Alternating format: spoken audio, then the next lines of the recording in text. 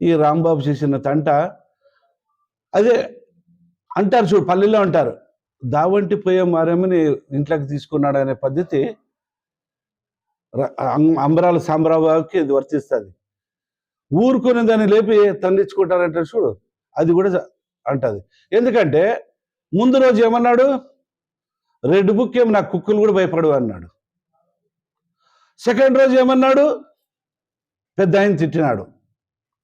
నేను లోకేష్ అన్నకి ఒకటే అడుగుతున్నాను, లోకేష్ అన్న, ఈ సంబరాల రాంబాబుకి రెడ్ బుక్ ఏమో నా కుక్క కూడా భయపడి అన్నాడు, ఇప్పుడు పెద్ద ఆయన అన్నాడు. నాకు తెలంగా ఒకటి రవితేజ పిక్చర్ గుర్తొస్తుంది, జిందా తక తక జిందా జిందా అంటారు చూడు, అది గుర్తుంది, మీరు ఉందా విక్రమార్కుల్లో, జిందా తక తక జిందా తక్క అంటారు చూడు, అది గుర్తొస్తుంది.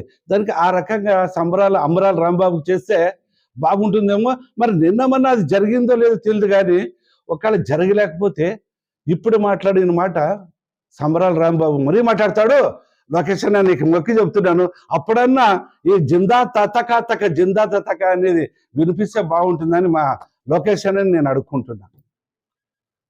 కాబట్టి మా పెద్దలు కూడా అంటున్నారు, ఏదైనా ప్రెస్ మీట్ మాట్లాడేటప్పుడు మీరు మామూలుగానే మాట్లాడండి, వాళ్ళకి వల్గర్గా మాట్లాడతాండి. నేను వల్గర్గా మాట్లాడలే, నేను మాట చెప్తున్నా, ఇది ఖచ్చితంగా ఇది పార్టీయాల. ఎందుకంటే చాలామంది అది ఏదో ఒక రకంగా పోతుండారు.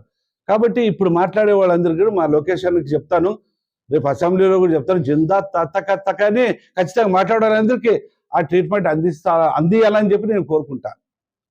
అదొక భాగమైతే అంబటి రాంబాబు, సంబరాల రాంబాబు